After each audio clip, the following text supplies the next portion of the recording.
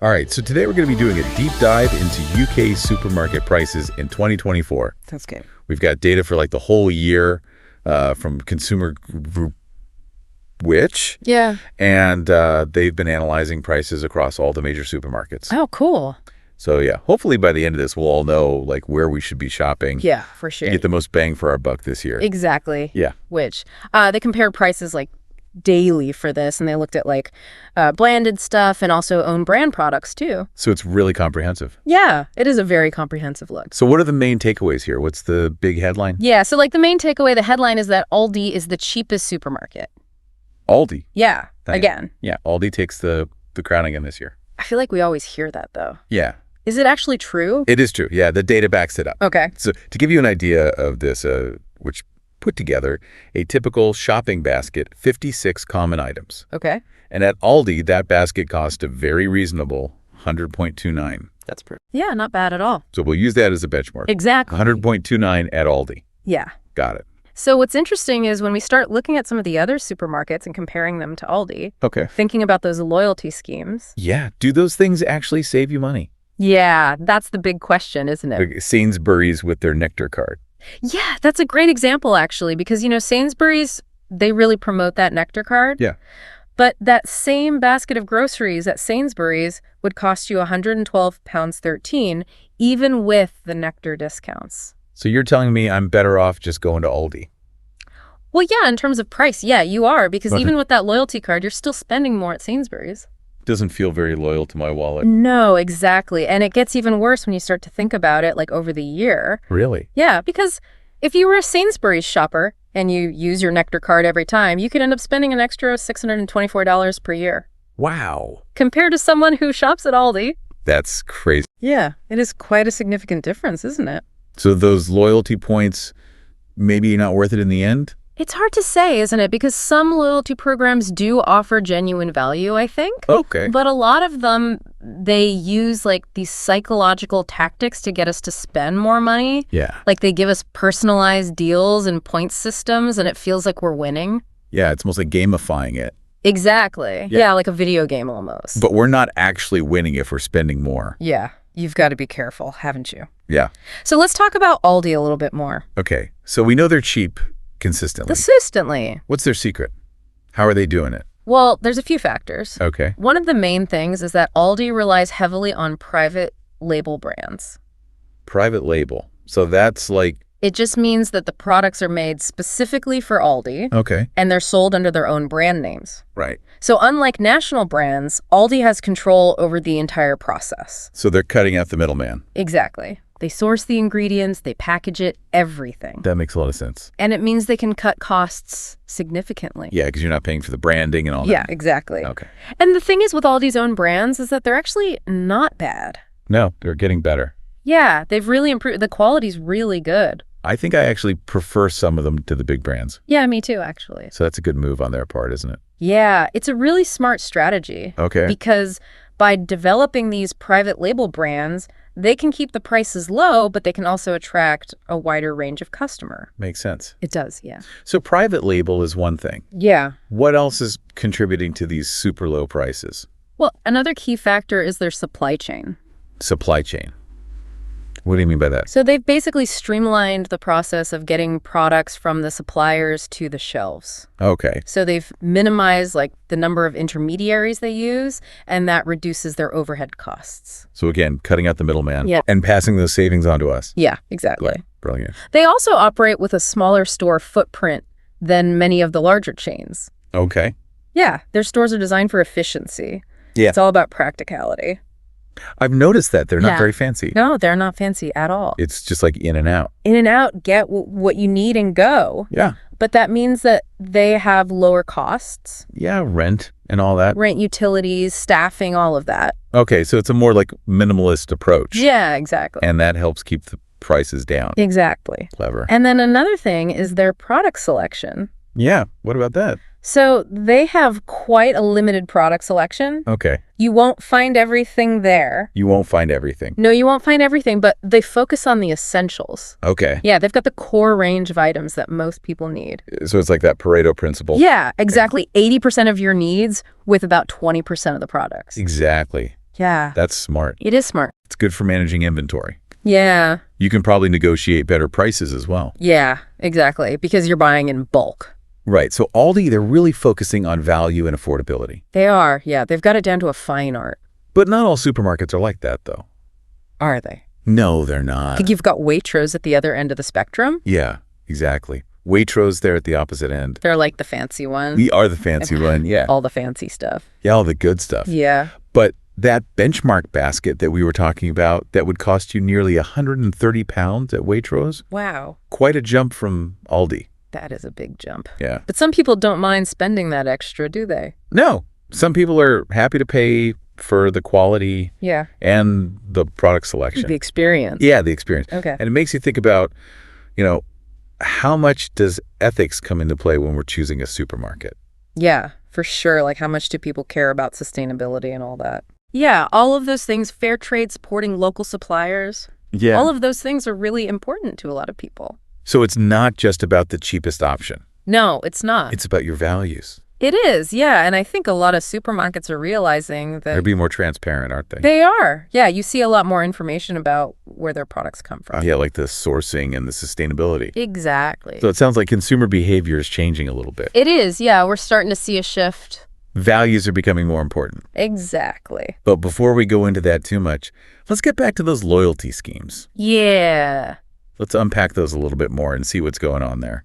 Let's do it. I've definitely fallen for those loyalty schemes before. Yeah. Like those personalized offers and you get your bonus points. They get, It's tempting. yeah, they're designed to be tempting. They really are. Yeah.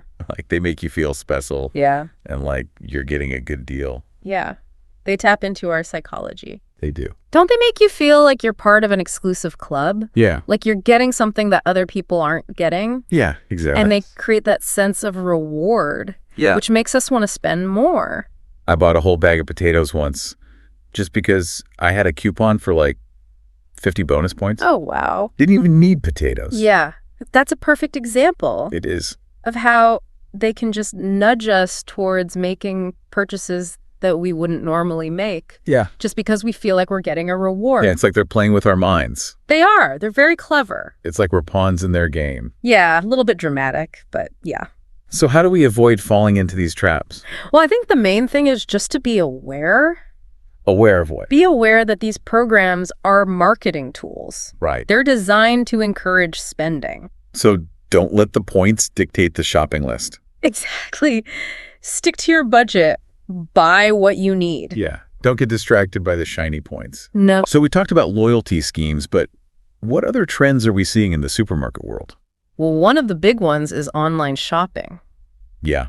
Everyone's doing that now. Yeah, it's huge and it's growing rapidly. I do it all the time. Yeah. It's just so convenient. It is so convenient. You just get it delivered right to your door. Yeah. Just sit on the sofa, click a few buttons, Exactly. and your groceries arrive. But it must be impacting supermarkets in a big way. Yeah, it is. It's a real game changer. How so? Well, for one thing, it's changing the way we shop. And it's even changing the balance of power in the industry. Balance of power. Interesting. Yeah, it is interesting. Um, So one of the things is that online shopping, it makes physical store locations less important. that's true. Yeah, because when you're ordering online, it doesn't matter if the supermarket is around the corner Yeah. or miles away. So those smaller, cheaper supermarkets like Aldi and Lidl, Yeah, they've got more of a chance now. exactly. They're not limited by their physical footprint anymore. They can compete with the big boys. Exactly. That's cool. It is cool. So it's a more level playing field. Yeah, it is. But then also new online-only supermarkets. Yeah, that's the other thing. They just pop up. Yeah. They've got even lower overheads than the traditional supermarkets. Interesting. Yeah. So things are changing. They are changing a lot. And fast. Yeah, very fast. But we were talking about ethics. Yes. Does online shopping make that harder? Well, it can be tricky. Because you don't see the products. Yeah. You can't always tell. But actually, online platforms can make it easier Yeah. to find information. Yeah, you can usually find information about where the products come from, Right, like the sourcing. the sourcing, the Yeah. practices, Okay. whether they're fair trade certified, things like that. And I've noticed that a lot of online supermarkets are creating like special sections Yeah. for sustainable products. Yeah, for ethically sourced products. Okay, so it is getting easier. It is getting easier. It is getting easier. So we can still make those values-driven choices, Yeah, absolutely. even Yeah. online. Even online. So we've talked about price comparisons and loyalty schemes and now online shopping. Yeah, it's a lot to think about. It is, but it's interesting, isn't it? It is. It's crazy how much there is to consider when you're just buying your groceries. Yeah, you wouldn't think it would be so complicated. No, but it is. It is. Yeah. So going back to that hypothetical scenario we talked about earlier, what if price was no object? Oh. Where would we shop and why? Well, if budget wasn't an issue, I think I would probably prioritize supermarkets that align with my values.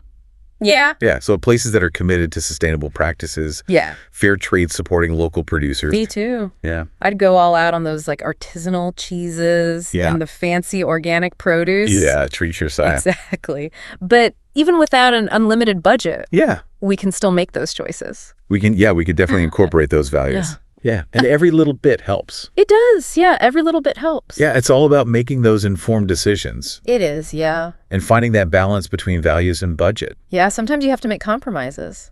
Yeah, definitely. It's not always easy, is it? No, it's not. There's no one right answer. Yeah, for sure. What's good for one person might not be good for another. Yeah, everyone's different. But let's go back to that shopping trolley. Yeah, that basket. The basket. That costs 100 pounds at Aldi. Yeah. That's a good benchmark. Okay, so at Aldi, 100.29. 100.29. Yeah.